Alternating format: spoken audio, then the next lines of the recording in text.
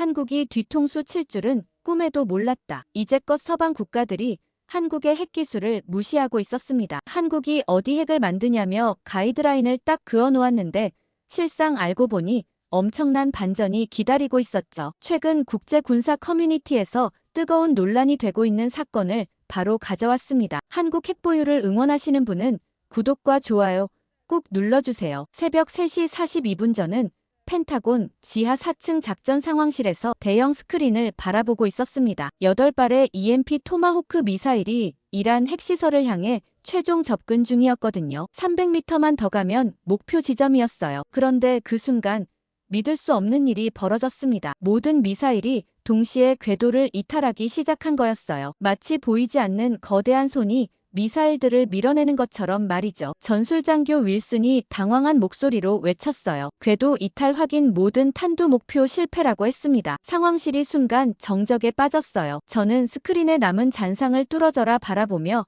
속으로 중얼거렸습니다. 도대체 무슨 일이 일어난 거지? 제가 미 국방부 기술정보분석관으로 일한 지 12년째였는데 이런 상황은 처음이었어요. 평소에 자신 있어 하던 동료들의 얼굴이 새파랗게 질려있는 모습을 보니 상황의 심각성이 더욱 실감났습니다. 작전실 한쪽에서는 합참의장이 화상회의로 백악관의 상황을 보고하고 있었어요. 대통령의 목소리가 스피커를 통해 들려왔는데 분명히 화가 많이 난 상태였거든요. 이번 작전에 투입된 예산만 해도 3억 달러가 넘었는데 모든 게 허사가 된 거였습니다. 더 심각한 건 이란이 우리의 공격 의도를 완전히 파악했다는 점이었어요. 4시간 후 긴급 분석회의가 소집됐습니다. NSA 전자전 분석국장 톰슨이 화면을 가리키며 말했어요. 이 자기장 파형 패턴을 보라고. 기존 카탈로그에 전혀 없는 형태라고 했습니다. 러시아 기술인지 물어보니 고개를 저었어요. 중국은 어떠냐고 했더니 역시 아니라고 했습니다. 프랑스도 독일도 아니었어요. 회의실에 참석한 20여 명의 전문가들이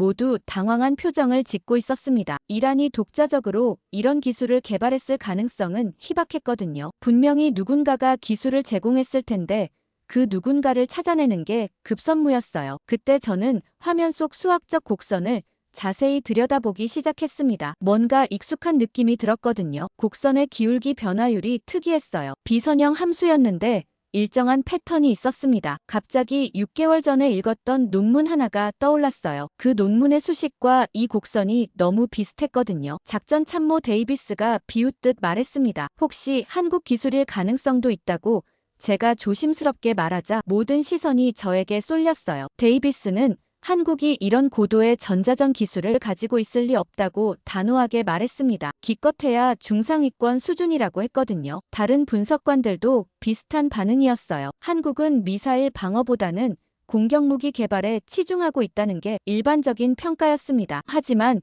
저는 확신이 서기 시작했어요. 이 곡선 패턴은 분명히 어디선가 본 적이 있었습니다. 톰슨 국장이 48시간 내에 기술 출처를 확인하라고 지시했을 때 저는 이미 머릿속으로 계획을 세우고 있었어요. 회의가 끝나고 곧바로 CIA 기술정보과로 향했습니다. 거기서 최근 6개월간 발표된 모든 전자공학 논문을 검색해달라고 요청했어요. 특히 자기장 간섭과 유도체 안정화에 관련된 연구를 찾고 있다고 했습니다. 정보과 직원이 컴퓨터를 두드리며 검색하기 시작했어요. 전 세계 학술 데이터베이스를 뒤지는 작업이었거든요. 저는 옆에서 초조하게 기다리고 있었습니다. 혹시 제 추측이 틀렸다면 어떻게 해야 할지 걱정되기 시작했어요. 2시간 후 결과가 나왔습니다. 한국 국방과학기술원 저널에 실린 논문 하나가 검색됐어요. 제목은 비선형 자기장 환경에서의 유도체 안정화 알고리즘이었습니다. 저자는 이도현 교수였어요. 논문을 읽어보니 소름이 돋았습니다. 화면에 나타난 곡선과 완전히 일치하는 수식이 나와 있었거든요. 이론적으로는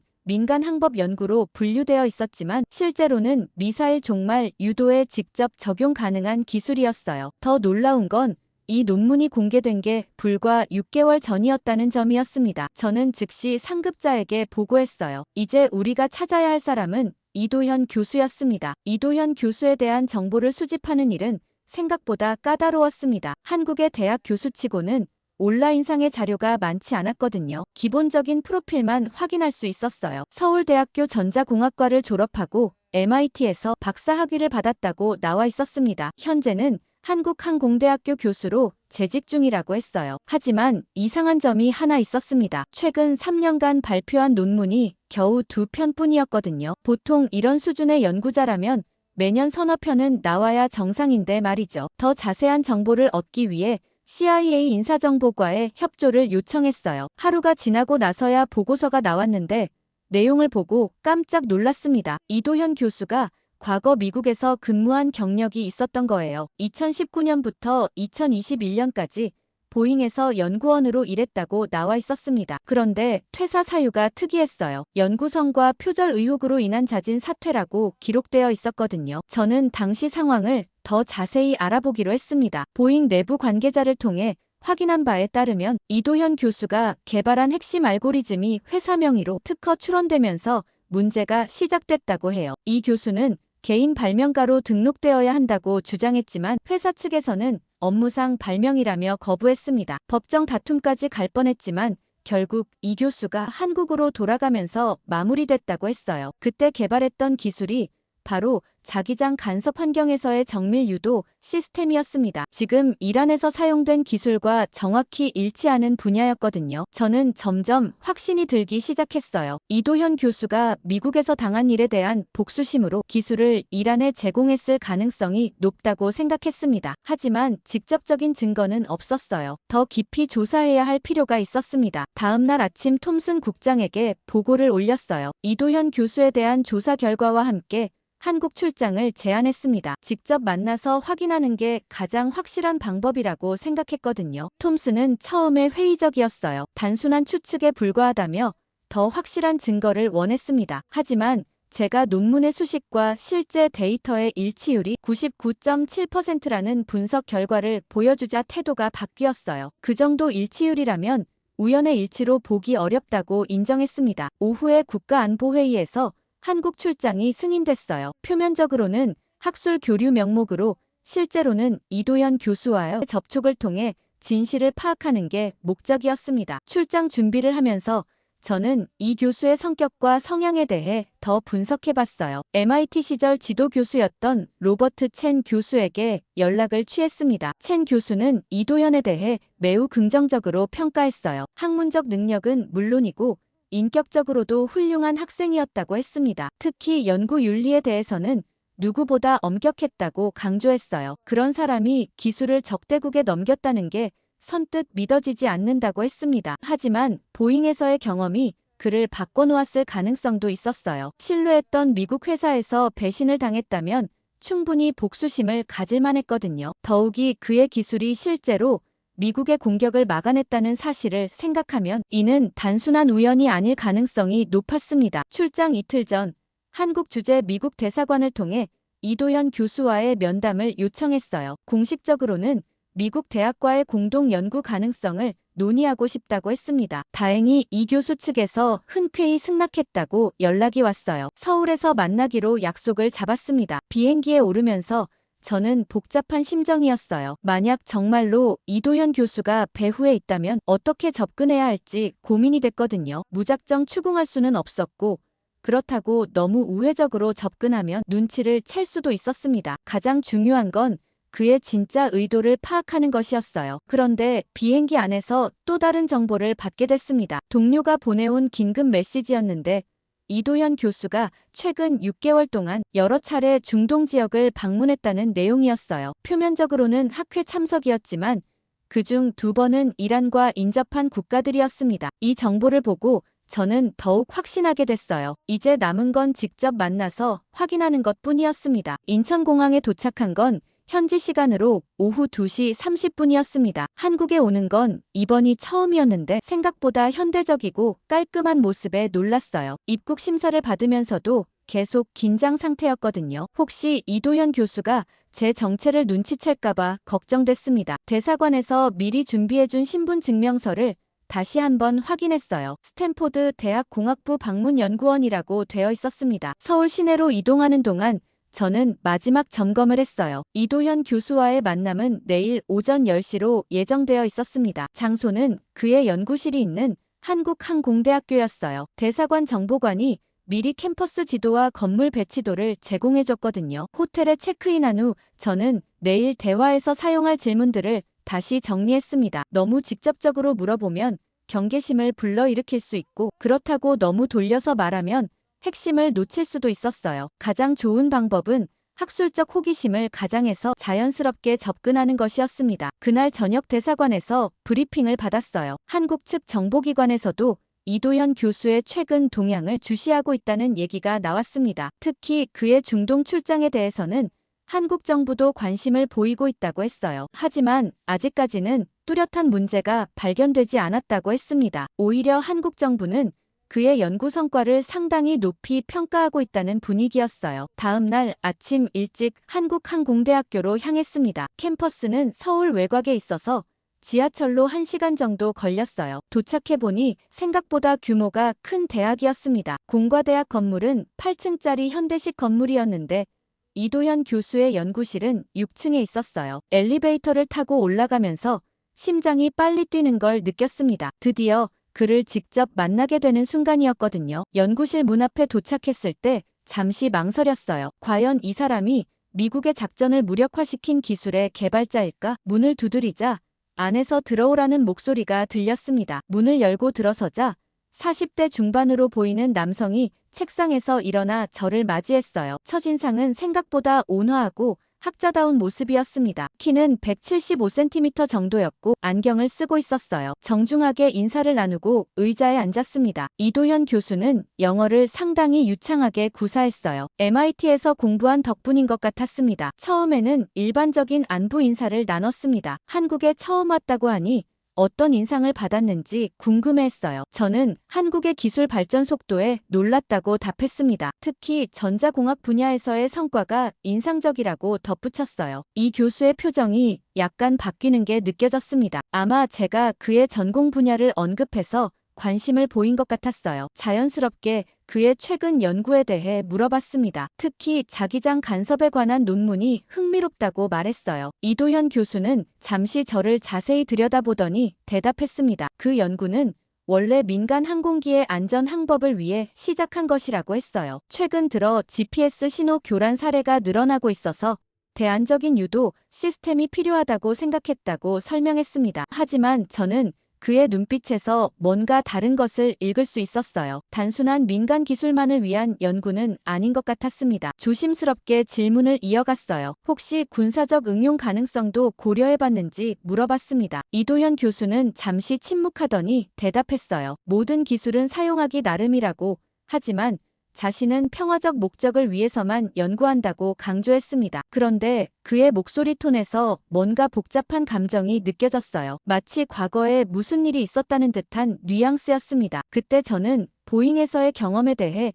조심스럽게 언급해봤어요. 미국에서 일해본 경험이 있다고 들었다며 자연스럽게 화제를 돌렸습니다. 순간 이도현 교수의 얼굴이 굳어지는 걸 봤어요. 이도현 교수의 표정이 순간 차갑게 변하는 걸 보고 저는 민감한 부분을 건드렸다는 걸 깨달았습니다. 하지만 이미 화제를 꺼낸 이상 자연스럽게 이어가야 했어요. 미국에서의 경험이 연구에 많은 도움이 되었을 것 같다고 말했습니다. 이도현 교수는 한참을 침묵하더니 천천히 입을 열었어요. 미국에서의 시간은 많은 것을 배웠지만 동시에 실망도 컸다고 했습니다. 특히 연구 성과에 대한 인정 방식이 한국과는 많이 달랐다고 덧붙였어요. 저는 구체적으로 어떤 점이 달랐는지 궁금하다고 물어봤습니다. 이 교수는 잠시 망설이다가 대답했어요. 개인의 창의적 아이디어보다는 회사의 브랜드가 더 중요하게 여겨진다는 느낌을 받았다고 했습니다. 연구자 개인의 기여도가 제대로 평가받지 못하는 경우가 많다고 아쉬워했어요. 그러면서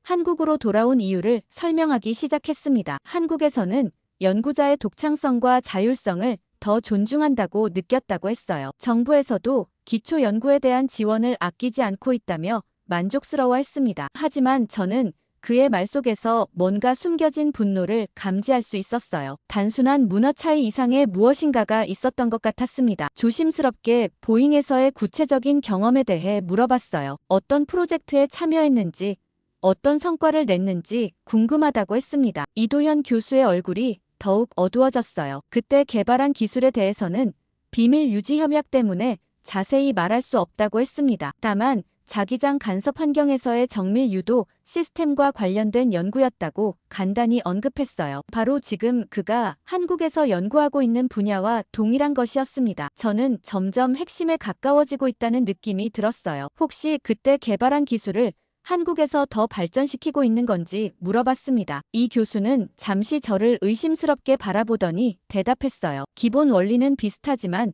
완전히 새로운 접근 방식이라고 강조했습니다. 미국에서의 연구는 회사 소유이고 지금의 연구는 순전히 자신의 독창적인 아이디어라고 분명히 선을 그었어요. 그런데 그의 목소리에서 뭔가 방어적인 톤이 느껴졌습니다. 마치 누군가로부터 자신을 보호하려는 듯한 모습이었어요. 저는 다른 각도로 접근해봤습니다. 최근 중동 지역 학회에 참석했다고 들었는데 어떤 내용이었는지 궁금하다고 말했어요. 이도현 교수의 표정이 또 한 번 굳어졌습니다. 누가 그런 정보를 제공했는지 의심스럽다는 듯 저를 쳐다봤어요. 저는 당황하지 않고 자연스럽게 대답했습니다. 학술 정보 사이트에서 봤다고 거짓말을 했어요. 요즘은 모든 학회 참석 정보가 공개되니까 어렵지 않게 찾을 수 있다고 덧붙였습니다. 이 교수는 잠시 생각하더니 대답했어요. 국제항법기술 세미나였다고 했습니다. 중동 지역의 GPS 교란 문제가 심각해서 대한기술에 대한 관심이 높다고 설명했어요. 특히 이란과 이라크 국경 지역에서는 신호 간섭이 빈번하다며 기술적 해결책이 필요하다고 강조했습니다. 저는 그의 말을 들으면서 섬뜩한 느낌이 들었어요. 바로 우리 미사일이 공격한 지역과 일치하는 곳이었거든요. 혹시 그 지역의 구체적인 간섭 패턴에 대해 연구해봤는지 물어봤습니다. 이 교수는 잠시 망설이더니 학술적 호기심으로 몇 가지 분석을 해봤다고 인정했어요. 하지만 순전히 이론적인 연구였다고 강조했습니다. 실제 현장 데이터는 구할 수 없었다며 아쉬워했어요. 그런데 저는 그의 말에서 모순을 발견했습니다. 현장 데이터 없이는 그렇게 정확한 간섭 패턴을 예측할 수 없었거든요. 분명히 어떤 경로로든 실제 데이터를 확보했을 가능성이 높았어요. 조심스럽게 추궁해봤지만 이 교수는 더 이상 구체적인 답변을 피했습니다. 오히려 제가 너무 구체적인 질문을 한다며 의심스러워하기 시작했어요. 정말 단순한 학술 교류가 목적인지 되물었습니다. 저는 당황한 척하며 변명했어요. 워낙 흥미로운 연구라서 호기심이 생겼다고 했습니다. 하지만 이미 이도현 교수의 경계심이 높아진 상태였어요. 대화 분위기가 어색해진 걸 감지한 저는 전략을 바꿔야겠다고 생각했습니다. 더 이상 돌려서 물어볼 시간이 없다고 판단했거든요. 이도현 교수가 이미 의심하기 시작한 상황에서는 오히려 솔직한 접근이 나을 수도 있었어요. 잠시 침묵이 흐른 후 저는 결단을 내렸습니다. 교수님, 실은 제가 여기 온 진짜 목적이 따로 있다고 조심스럽게 말을 꺼냈어요. 이도현 교수의 눈빛이 날카로워졌습니다. 역시 그냥 학술 교류가 아니었다는 듯 저를 쳐다봤어요. 저는 천천히 제 정체를 밝히기 시작했습니다. 미국 국방부 기술정보분석관이라고 소개했어요. 물론 스탠포드 대학과도 협력하고 있지만 주된 업무는 군사기술 분석이라고 설명했습니다. 이 교수는 예상했다는 듯 고개를 끄덕였어요. 처음부터 뭔가 이상하다고 생각했다며 쓴웃음을 지었습니다. 그러면서 미국 정부가 자신에게 무엇을 원하는지 묻기 시작했어요. 저는 최근 이란에서 벌어진 사건에 대해 간략히 설명했습니다. 물론 구체적인 작전 내용은 밝힐 수 없었지만 고도의 전자전 기술로 인해 예상치 못한 결과가 나왔다고 했어요. 그 기술이 교수님의 연구와 매우 유사하다는 점을 강조했습니다. 이도현 교수는 잠시 생각에 잠기더니 대답했어요. 자신의 연구가 이론적인 것이라고 다시 한번 강조했습니다. 실제 군사적 적용과는 거리가 멀다고 했어요. 하지만 저는 그의 눈빛에서 뭔가 다른 것을 읽을 수 있었습니다. 완전히 무관하다고 하기에는 너무 구체적인 반응을 보이고 있었거든요. 그때 저는 조금 더 직접적으로 접근했어요. 혹시 최근 이란 관련 기관이나 인물과 접촉한 적이 있는지 물어봤습니다. 이 교수의 얼굴이 순간 굳어졌어요. 그런 질문을 받을 이유가 없다며 강하게 반발했습니다. 자신은 한국의 연구자이고 어떤 나라와 협력하든 그것은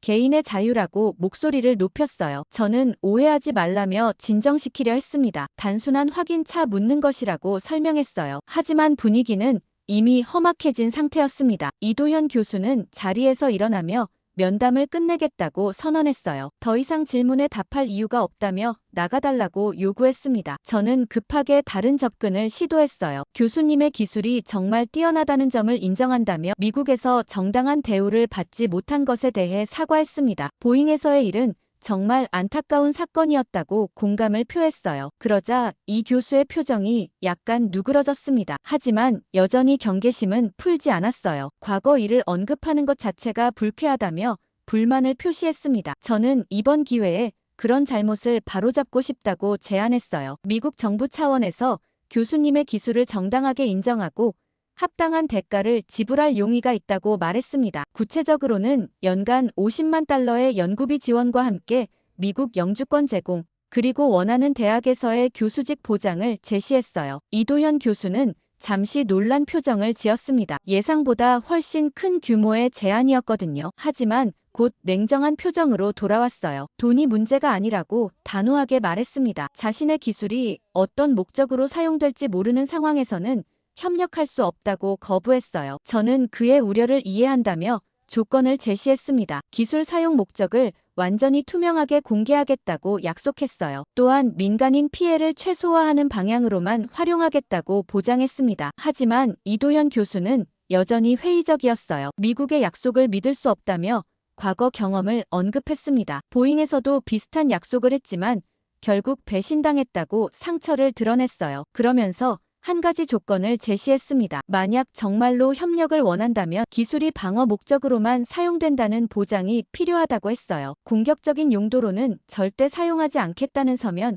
약속을 요구했습니다. 저는 그 조건을 검토해보겠다고 답했어요. 하지만 속으로는 복잡한 심정이었습니다. 이미 공격 작전에 사용할 계획인데 방어 목적으로만 쓰겠다고 약속할 수는 없었거든요. 이도현 교수와의 첫 만남이 예상보다 복잡하게 끝난 후 저는 대사관으로 돌아와 상황을 보고했습니다. 상급자들은 교수의 반응에서 뭔가 숨기고 있다는 확신을 가졌어요. 단순한 이론 연구라면 그렇게 방어적으로 나올 이유가 없다는 판단이었습니다. 다음 날부터 저는 다른 각도로 조사를 시작했어요. 이도현 교수 개인보다는 그가 속한 연구 환경을 파악하는 게 우선이라고 생각했거든요. 한국항공대학교의 연구 현황과 최근 프로젝트들을 살펴보기 시작했습니다. 대사관 정보관의 도움으로 한국 정부의 연구개발 예산 배정 현황을 확인할 수 있었어요. 놀랍게도 이도현 교수가 참여하고 있는 프로젝트에 작년부터 갑자기 예산이 크게 늘어났다는 사실을 발견했습니다. 프로젝트명은 차세대 항법 시스템 개발이었는데 예산 규모가 무려 200억 원에 달했어요. 단순한 민간 기술 개발치고는 너무 큰 금액이었습니다. 더 자세히 조사해보니 이 프로젝트에는 한국의 주요 방위 산업체들이 참여하고 있었어요. 한화시스템, LIG넥스원 같은 회사들이 공동 연구기관으로 등록되어 있었습니다. 이들은 모두 미사일과 유도무기 개발에 특화된 기업들이었거든요. 민간 항법 기술이라고 하기에는 참여 기업의 성격이 너무 군사적이었습니다. 저는 이 프로젝트의 실체를 파악하기 위해 다른 방법을 시도했어요. 한국의 학술 데이터베이스를 뒤져서 관련 연구 논문들을 찾아봤습니다. 놀랍게도 이도현 교수와 공동 연구를 하고 있는 다른 연구자들의 논문에서 흥미로운 내용을 발견할 수 있었어요. 한화시스템 연구원인 김재훈이 작성한 논문이었는데 제목이 수중 발사체의 전자기 환경 적응 기술이었습니다. 내용을 읽어보니 잠수함에서 발사되는 미사일이 수면을 뚫고 나올 때 발생하는 전자기 간섭을 극복하는 기술에 관한 것이었어요. 이는 이도현 교수의 자기장 간섭 극복 기술과 직접적으로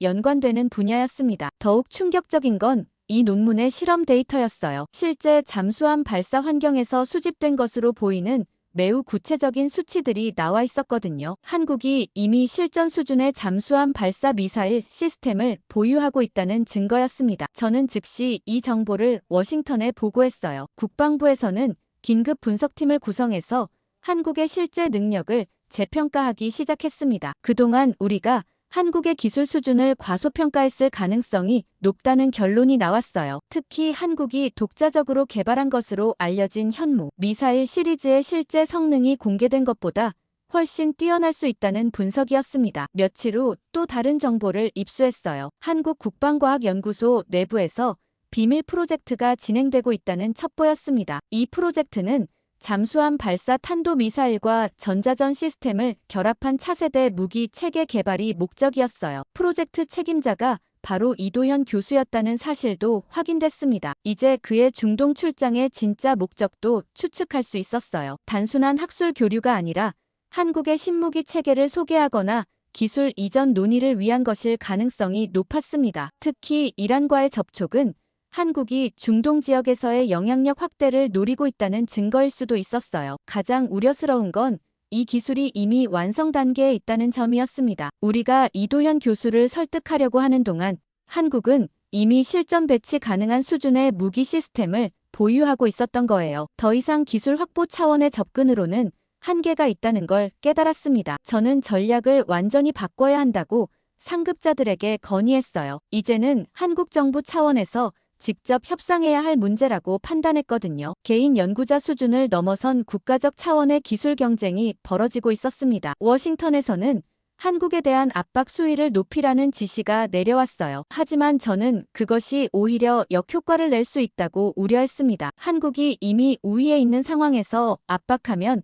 더욱 강하게 반발할 가능성이 높았거든요. 워싱턴에서 긴급 지시가 내려온 건 그날 밤이었습니다. 국가안보회의에서 한국 상황에 대한 긴급 검토가 이루어졌다고 했어요. 결론은 예상보다 훨씬 심각한 수준이라는 것이었습니다. 저는 다음 날 아침 일찍 대사관으로 불려갔어요. 국방부에서 파견된 고위 관료가 직접 와서 브리핑을 했습니다. 새로 입수된 위성 정보에 따르면 이란이 신형 핵탄두 조립을 거의 마무리 단계에 있다고 했어요. 늦어도 2주 내에 완성될 것으로 예상된다는 분석이었습니다. 더욱 긴급한 건 이란이 한국의 전자전 기술을 바탕으로 핵시설 방어망을 대폭 강화하고 있다는 정보였어요. 기존의 어떤 공격 수단도 무력화시킬 수 있는 수준까지 발전시켰다는 보고가 올라왔습니다. 백악관에서는 협상 실패 시 한국 정부에 직접 압박을 가하기로 결정했다고 했어요. 동맹국이지만 미국의 국가 안보에 위협이 되는 기술을 적대국에 제공하는 것은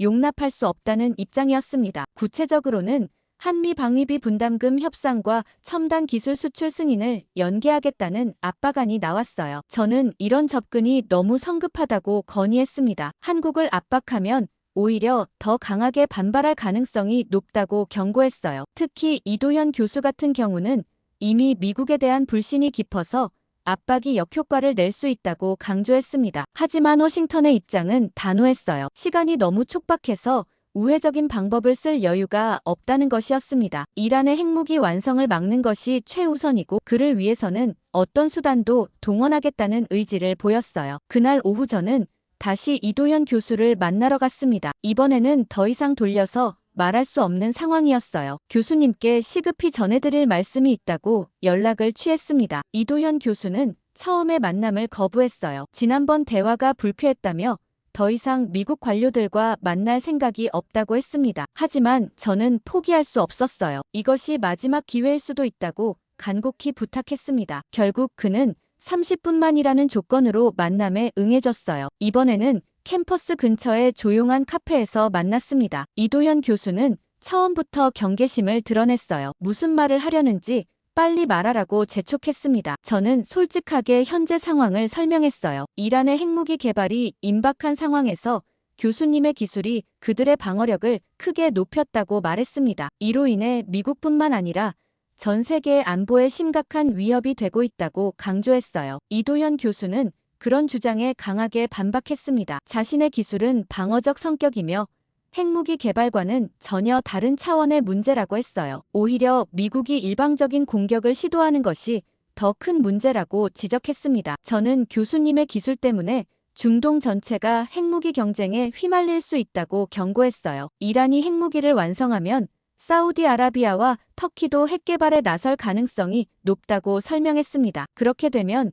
제3차 세계대전까지 갈 수 있다고 우려를 표했어요. 이도현 교수는 잠시 생각에 잠기는 모습이었습니다. 하지만 곧 고개를 저었어요. 그런 일이 벌어지는 것은 각국 정치인들의 잘못이지 기술자의 책임이 아니라고 말했습니다. 기술 자체는 중립적이며 어떻게 사용하느냐는 사용자의 몫이라고 강조했어요. 저는 마지막 카드를 꺼내들었습니다. 만약 교수님이 협력하지 않으면 미국 정부가 한국 정부에 직접 압박을 가할 수도 있다고 경고했어요. 그렇게 되면 교수님뿐만 아니라 한국 전체가 곤란해질 수 있다고 말했습니다. 이도현 교수의 얼굴이 순간 일그러졌어요. 그것이 협박인지 묻더군요. 저는 협박이 아니라 현실적인 가능성을 알려드리는 것이라고 답했습니다. 이도현 교수가 미국의 압박 가능성에 대해 듣고 나서 보인 반응은 예상과 달랐습니다. 오히려 냉소적인 웃음을 지으며 미국이 착각하고 있다고 말했어요. 한국이 예전의 한국이 아니라며 압박받을 이유도 없다고 단호하게 말했습니다. 그러면서 놀라운 이야기를 들려주기 시작했어요. 며칠 전 청와대에서 직접 연락이 왔다고 했습니다. 대통령 과학기술보좌관이 프로젝트의 성과를 높이 평가한다며 추가 지원을 약속했다는 내용이었어요. 한국 정부가 이 기술을 국가 핵심 전략 자산으로 인정했다는 의미였습니다. 저는 그 말을 듣고 소름이 돋았어요. 한국 정부가 이미 이 기술의 전략적 가치를 완전히 파악하고 있었던 거였습니다. 이도현 교수는 계속해서 한국의 입장을 설명했어요. 이제는 기술 종속국이 아니라 기술 선진국으로서의 자부심을 가지고 있다고 했습니다. 미국이 원하는 기술을 한국이 가지고 있는 상황에서 일방적인 압박은 통하지 않을 것이라고 경고했어요. 더욱 충격적인 건 한국 정부의 대응 방침이었습니다. 이도현 교수에 따르면 청와대에서는 이미 미국의 접촉 시도를 파악하고 있었다고 해요. 국정원에서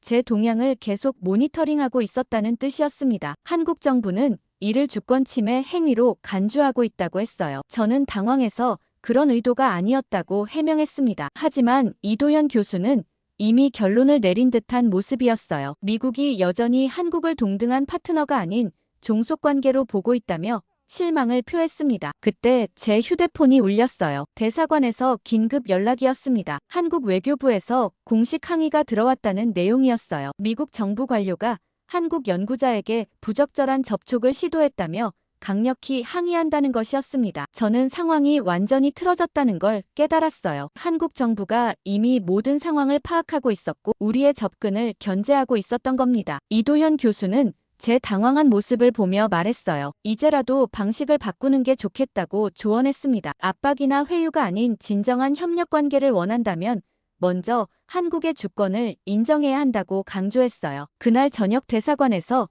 긴급 회의가 열렸습니다. 한국 정부의 항의로 인해 외교적 문제가 될 수 있다는 우려가 제기됐어요. 국무부에서는 한국과의 관계 악화를 원하지 않는다며 접근 방식을 재검토하라는 지시가 내려왔습니다. 하지만 국방부와 CIA는 여전히 강경한 입장을 고수했어요. 한국의 기술이 미국의 안보에 위협이 되는 상황에서 외교적 고려만 할 수는 없다는 주장이었습니다. 결국 타협안이 나왔어요. 개인적 접촉은 중단하고 정부 간 공식 채널을 통해 협상을 시도하기로 했습니다. 다음 날 한국국방과학연구소에서 놀라운 발표가 있었어요. K전자전 시스템의 시연 성공을 공개적으로 알린 것이었습니다. 외국의 어떤 유도무기도 무력화시킬 수 있는 기술을 확보했다고 발표했어요. 이는 우리에 대한 명확한 메시지였습니다. 한국이 이미 기술적 우위를 확보했으니 함부로 압박하지 말라는 경고였어요. 시연 영상을 보니 정말 충격적이었습니다. 다양한 종류의 미사일들이 목표 직전에서 모두 궤도를 이탈하는 모습이 담겨 있었어요. 우리가 이란에서 겪었던 상황과 똑같았습니다. 한국 연구진들은 자신만만한 표정으로 기술 설명을 하고 있었어요. 특히 이도현 교수가 핵심 개발자로 소개되면서 큰 주목을 받았습니다. 언론에서는 한국이 세계 최고 수준의 방어 기술을 확보했다며 대서특필했어요. 워싱턴에서는 비상이 걸렸습니다. 한국이 공개적으로 기술 시연을 한 것은 미국에 대한 직접적인 도전으로 해석됐어요. 이제 선택권이 한국에게 있다는 메시지를 전 세계에 보낸 셈이었습니다. 국방부에서는 긴급 대책회의를 소집했어요. 한국의 기술 수준을 재평가하고 새로운 대응 전략을 수립해야 한다는 결론이 나왔습니다. 한국의 공개 시연 이후 상황은 급변했습니다. 워싱턴에서 긴급 지시가 내려왔는데 한국 내부 정보를 더 정확히 파악하라는 내용이었어요. 표면적으로 드러난 것 이상의 실체를 알아야 한다는 판단이었습니다. 저는 대사관 정보과장과 함께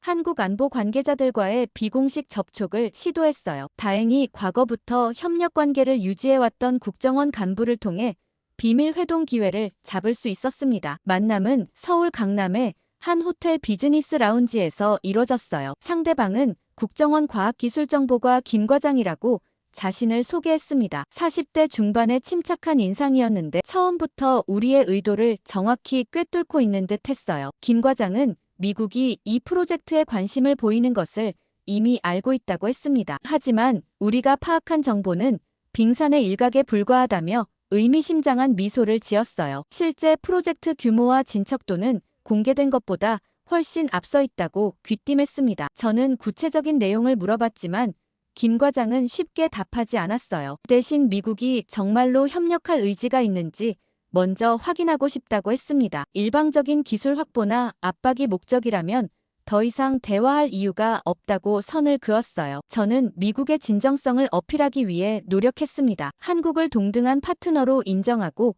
상호 이익이 되는 방향으로 협력하고 싶다고 강조했어요. 특히 기술 공유뿐만 아니라 공동 개발도 가능하다는 입장을 전달했습니다. 김 과장은 잠시 생각하더니 조심스럽게 입을 열었어요. 이 프로젝트가 단순한 방어 시스템이 아니라는 걸 우리가 이해해야 한다고 했습니다. 전자전과 SLBM이 융합된 완전히 새로운 개념의 무기 체계라고 설명했어요. 그러면서 충격적인 문서 하나를 보여주었습니다. KSEA-7 완성 보고서라는 제목의 기밀 문서였어요. 물론 전체 내용을 볼 수는 없었지만 첫 페이지에 적힌 완성도 수치가 인상적이었습니다. 95% 완성이라고 되어 있었거든요. 김 과장은 이 시스템이 이미 실전 배치 가능한 수준이라고 말했어요. 필요하다면 언제든지 운용할 수 있다는 뜻이었습니다. 더욱 놀라운 건 성능 지표였어요. 현존하는 어떤 미사일, 방어 시스템도 무력화시킬 수 있다고 자신했습니다. 저는 그 말이 정말인지 의심스러웠어요. 아무리 뛰어난 기술이라도 완벽할 수는 없을 텐데 너무 과장된 것 아닌가 싶었거든요. 하지만 김 과장은 단호하게 말했습니다. 이미 여러 차례 실험을 통해 검증됐다고 했어요. 특히 북태평양에서 실시한 비공개 시험에서 미국제 미사일들을 성공적으로 무력화시켰다고 밝혔습니다. 그때서야 저는 며칠 전 위성에서 포착된 미확인 발사체의 정체를 알 수 있었어요. 그것이 바로 KSEA-7 시스템의 실전 시험이었던 겁니다. 한국이 은밀하게 자체 성능 검증을 완료한 상태였던 거죠. 김 과장은 계속해서 놀라운 사실들을 공개했어요. 이 기술이 이미 동맹국들과 공유되고 있다는 내용이었습니다. 일본과 호주에는 부분적으로 기술 이전이 이뤄졌고 유럽의 몇몇 국가들도 관심을 보이고 있다고 했어요. 가장 충격적인 건 중동 지역 국가들과의 협력 현황이었습니다. 이란뿐만 아니라 사우디아라비아와 아랍에미리트도 이 기술에 관심을 보이고 있다는 것이었어요. 한국이 중동 전체를 대상으로 군사기술 외교를 펼치고 있었던 겁니다. 저는 이런 정보가 미국에 미칠 파장을 생각하니 머리가 복잡해졌어요. 한국이 단순히 미국의 압박에 저항하는 수준이 아니라 아예 새로운 기술 패권을 구축하려는 것 같았거든요. 김 과장은 마지막으로 중요한 메시지를 전달했습니다. 한국 정부는 미국과의 갈등을 원하지 않지만 기술 주권만큼은 포기할 수 없다는 입장이라고 했어요. 만약 미국이 계속 압박한다면 다른 선택지도 고려해야 할 것이라고 경고했습니다. 회동이 끝난 후 저는 호텔방에서 보고서를 작성하면서 깊은 고민에 빠졌어요. 우리가 찾던 기술은 이미 완성된 무기 시스템이었고 한국은 이를 바탕으로 국제적 영향력을 확대하려 하고 있었습니다. 이제 상황은 완전히 달라졌어요. 기술 확보가 아니라 기술 경쟁에서 뒤처지지 않는 방법을 찾아야 했던 겁니다. 김 과장과의 비밀 회동에서 얻은 정보를 워싱턴에 보고하자 즉시 폭탄이 터졌습니다. 국방부는 물론이고 국무부, CIA, NSA까지 모든 관련 기관이 긴급 태세에 들어갔어요. 한국이 이미 완성된 무기 시스템을 보유하고 있다는 사실이 충격이었거든요. 48시간 후 미국, 일본, 영국 간의 긴급정보 공유 회의가 화상으로 열렸습니다. 저도 현지 상황 브리핑을 위해 참석하게 됐어요. 일본 측 대표는 방위성 정보본부 부장이었는데 한국의 기술 발전에 대해 상당한 우려를 표했습니다. 일본은 이미 독자적인 경로로 한국의 KSEA-7 프로젝트를 파악하고 있었다고 밝혔어요. 특히 한국이 일본에게 부분적 기술 이전을 제안했지만 거절했다는 사실도 공개했습니다. 그 이유가 흥미로웠어요. 일본은 이 기술이 미일 동맹에 부정적 영향을 미칠 수 있다고 판단했다는 것이었습니다. 한국의 기술을 도입하면 미국 의존도가 줄어들 수 있다는 우려 때문이었어요. 영국 측 대표는 더욱 놀라운 정보를 제공했습니다. 유럽 내에서 한국의 기술에 관심을 보이는 국가들이 늘어나고 있다는 내용이었어요. 특히 프랑스와 독일이 적극적으로 접촉을 시도하고 있다고 했습니다. 브렉시트 이후 독자적인 방어 능력 확보에 관심이 높아진 영국도 예외는 아니었어요. 가장 우려스러운 건 중동 지역의 반응이었습니다. 사우디아라비아가 공식적으로 한국과 군사기술 협력 MOU를 체결했다는 소식이 들려왔어요. 이는 이란뿐만 아니라 사우디까지 한국 기술을 확보하려 한다는 의미였습니다. 중동의 군사 균형이 완전히 바뀔 수 있는 상황이었어요. 더욱 충격적인 소식이 이어졌습니다. 터키가 한국의 기술 이전을 공식 요청했다는 정보였어요. 터키는 나토 회원국이면서도 독자적인 군사 기술 확보에 적극적인 국가거든요. 만약 터키까지 한국 기술을 도입한다면 나토 내부의 기술 표준에도 영향을 미칠 수 있었습니다. 미국 NSC 대표는 심각한 우려를 표명했어요. 한국의 기술이 확산되면 미국 중심의 기존 군사기술 질서가 흔들릴 수 있다고 경고했습니다. 특히 미국의 핵심 동맹국들이 한국 기술에 의존하게 되면 미국의 영향력이 크게 약화될 수 있다는 분석이었어요. 회의에서는 한국에 대한 대응 방안도 논의됐습니다. 군사적 압박부터 경제 제재까지 다양한 옵션이 검토됐어요. 하지만 한국이 미국의 핵심 동맹국이라는 점 때문에 강경한 조치는 어려운 상황이었습니다. 일본은 한미일 3국 협력 체제를 통해 한국을 설득해야 한다는 입장을 밝혔어요. 군사적 대립보다는 외교적 해결을 선호한다는 뜻이었습니다. 영국은 좀 더 현실적인 접근을 제안했어요. 한국의 기술 우위를 인정하고 대신 공동 개발이나 기술 공유 방식으로 협력하자는 것이었습니다. 완전히 배제하기보다는 통제 가능한 범위에서 협력하는 게 낫다는 판단이었어요. 회의가 끝난 후 저는 복잡한 심정이었습니다. 처음에는 단순히 한 명의 연구자를 설득하는 문제라고 생각했는데 이제는 국제 질서 전체가 흔들리는 상황이 됐거든요. 한국이라는 작은 나라가 기술 혁신을 통해 기존 패권 구조에 도전하고 있었습니다. 그날 저녁 또 다른 충격적인 소식이 들려왔어요. 국제 언론에서 한국의 KSEA 세분 기술에 대한 분석 기사들이 쏟아지기 시작한 것이었습니다. CNN, BBC, 로이터 등 주요 언론들이 일제히 이 기술의 파급 효과를 다뤘어요. 특히 방어와 공격의 경계가 무너진다는 분석이 주목받았습니다. 기존의 공격 무기들이 무력화될 수 있다면 군사 전략 자체가 근본적으로 바뀌어야 한다는 것이었어요. 핵무기조차 효과를 잃을 수 있다는 극단적인 분석도 나왔습니다. 군사 전문가들은 이를 게임 체인저라고 평가했어요. 한국이 단숨에 군사기술 선진국 대열에 합류했다는 분석이 지배적이었습니다. 특히 작은 국가가 기술 혁신을 통해 큰 국가에 도전할 수 있다는 사례로 주목받았어요. 워싱턴에서는 비상이 걸렸습니다. 미국의 군사적 우위에 대한 근본적 의문이 제기되고 있었거든요. 국방부는 긴급히 자체 대응 기술 개발에 착수한다고 발표했어요. 하지만 전문가들은 최소 5년은 걸릴 것이라고 예상했습니다. 그 사이에 한국은 얼마나 더 앞서 나갈지 알 수 없는 상황이었어요. 국제적 관심이 집중되는 가운데 한국에서 결정적인 사건이 벌어졌습니다. 며칠 전부터 미국 정찰 위성이 한반도 근해에서 수상한 움직임을 포착하고 있었어요. 특히 동해 먼바다에서 한국 해군의 잠수함 활동이 급증했다는 보고가 올라왔습니다. 그날 오전 10시 32분 미국 해양감시 위성이 결정적 장면을 포착했어요. 북태평양 공해상에서 한국 잠수함의 발사관이 열리는 모습이 실시간으로 확인된 것이었습니다. 저는 대사관에서 위성 영상을 실시간으로 지켜보고 있었어요. 잠수함에서 무언가가 발사되는 순간 모든 관측팀이 숨을 죽였습니다. 발사체는 수면을 뚫고 나와 급속히 상승하기 시작했어요. 궤적을 추적해보니 고도 30km까지 올라갔다가 갑자기 신호가 사라졌습니다. 레이더에서도 위성 추적에서도 완전히 모습을 감췄거든요. 펜타곤 분석팀은 즉시 비상체제에 들어갔어요. 발사체가 사라진 위치와 시간을 정밀 분석하기 시작했습니다. 가장 우려스러운 건 이것이 해군용 시험일 가능성이었어요. 고도 30km는 대기권 상층부로 EMP 공격이나 핵탄두 시험에 적합한 높이였거든요. 하지만 핵폭발의 징후는 전혀 감지되지 않았습니다. 방사능 수치도 정상이었고 전자기 펄스도 관측되지 않았어요. 그렇다면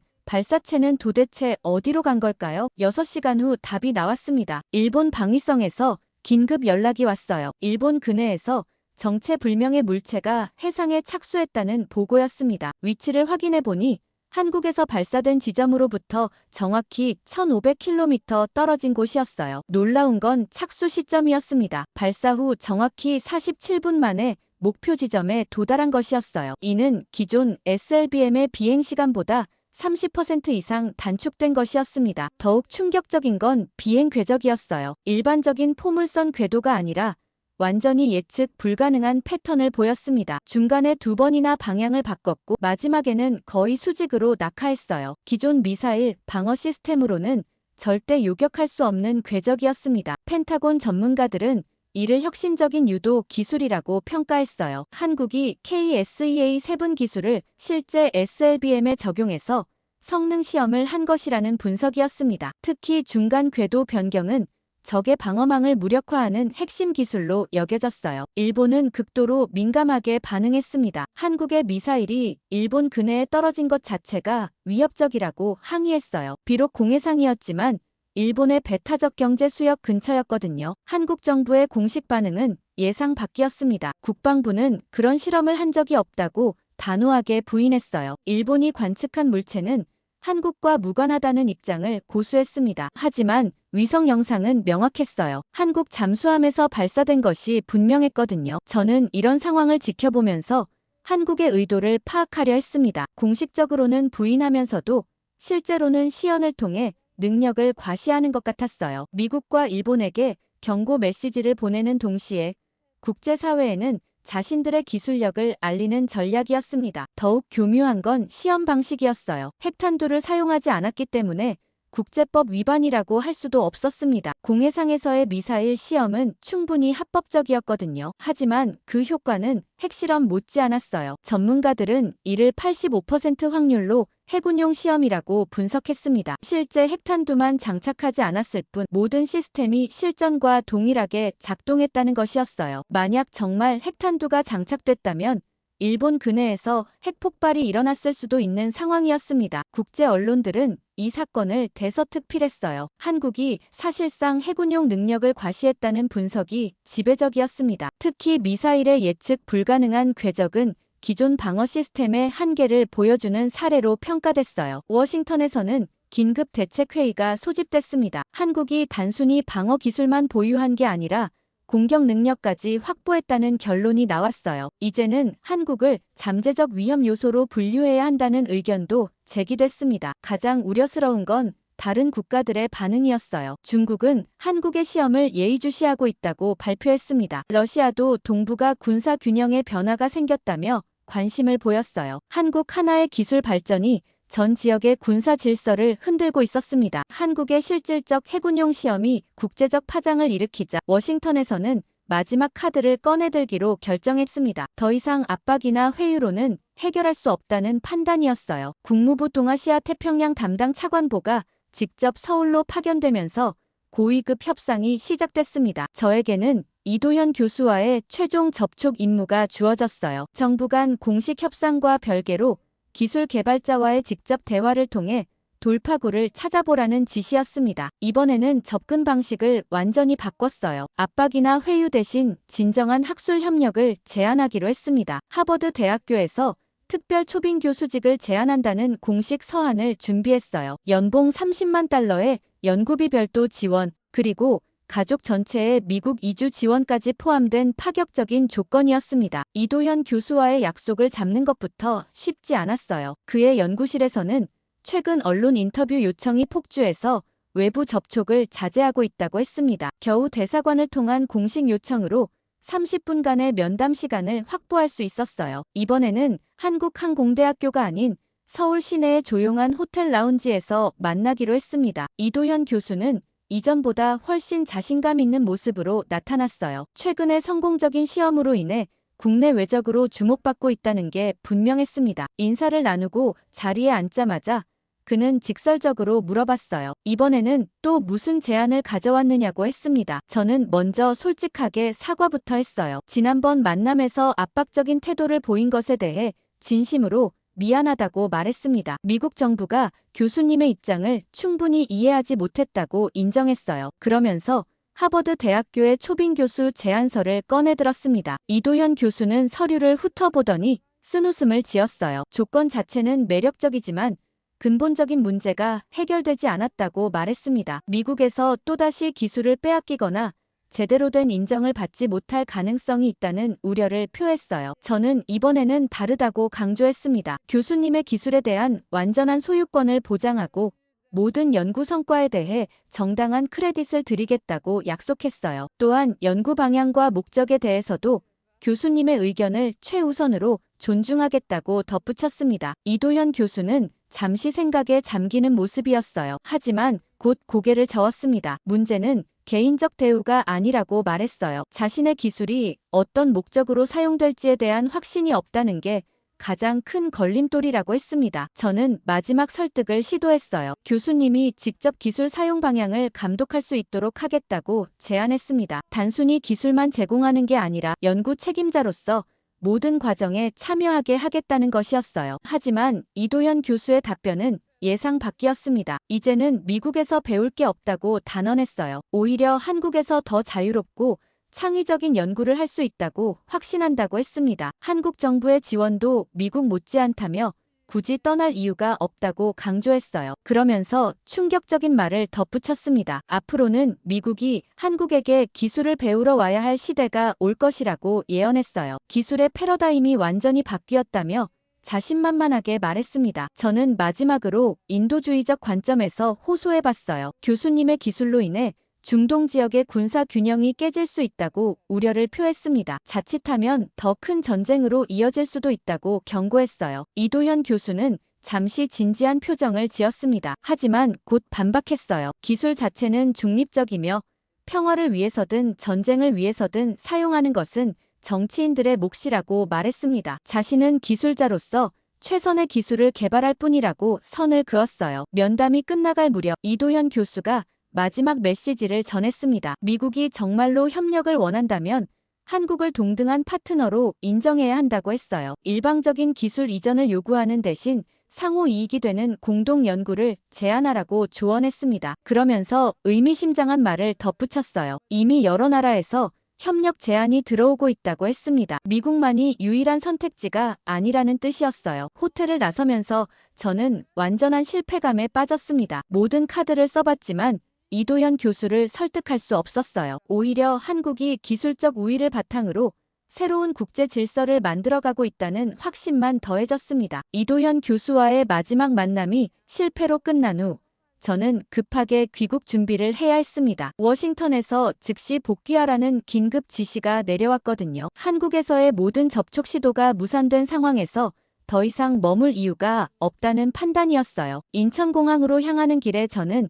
지난 2주간의 경험을 되돌아봤습니다. 처음에는 단순히 한 명의 연구자를 설득하는 일이라고 생각했는데 결국 국제 질서의 근본적 변화를 목격하게 됐어요. 한국이라는 작은 나라가 기술 혁신을 통해 기존 패권 구조에 도전하고 있었습니다. 공항에 도착해서 체크인을 하는 동안에도 미국 언론들은 한국 기술에 대한 보도를 계속하고 있었어요. 뉴스에서는 이도현 교수를 국가적 영웅으로 치켜세우고 있었습니다. 한국이 군사기술 강국으로 부상했다며 자부심을 드러내는 모습이었어요. 탑승 게이트에서 대기하면서 저는 대사관에서 받은 마지막 보고서를 다시 읽어봤습니다. 한국 정부가 이 기술을 바탕으로 새로운 국제협력 체제를 구축하려 한다는 내용이었어요. 이미 10여 개국과 기술협력 논의를 진행 중이라는 정보도 포함되어 있었습니다. 가장 충격적인 건 중국의 반응이었어요. 중국이 한국에 대규모 투자를 제안하며 기술 협력을 요청했다는 소식이었습니다. 만약 한중 간 군사기술 협력이 성사된다면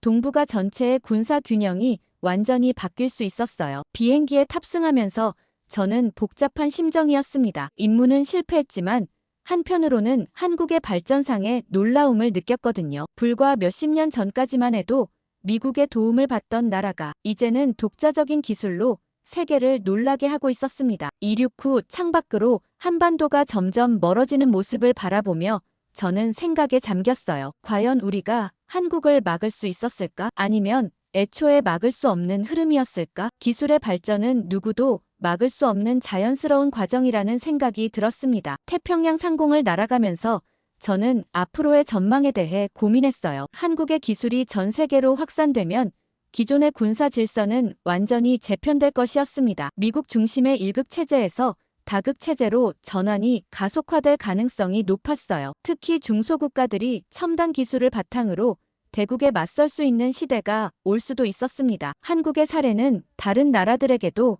영감을 줄 것이었어요. 기술 혁신을 통해 국제적 지위를 높일 수 있다는 가능성을 보여줬거든요. 승무원이 기내식을 나눠주면서 저는 문득 이도현 교수의 마지막 말이 떠올랐습니다. 앞으로는 미국이 한국에게 기술을 배우러 와야 할 시대가 올 것이라던 그의 예언이 현실이 될 수도 있겠다는 생각이 들었어요. 워싱턴에 도착하기 몇 시간 전 기내 와이파이로 최신 뉴스를 확인했습니다. 놀랍게도 프랑스가 한국과 군사기술 협력 협정을 체결했다는 속보가 떠 있었어요. 독일과 이탈리아도 비슷한 협상을 진행 중이라는 후속 보도가 이어졌습니다. 유럽 전체가 한국 기술에 관심을 보이고 있었던 겁니다. 이제 미국은 진짜로 고립될 위기에 처했습니다. 동맹국들마저 한국의 기술을 선택하고 있었거든요. 미국의 기술적 독점 시대가 끝나가고 있다는 신호였어요. 워싱턴 근교에 착륙하면서 저는 앞으로 어떤 보고를 해야 할지 고민했습니다. 실패를 인정하는 것도 중요하지만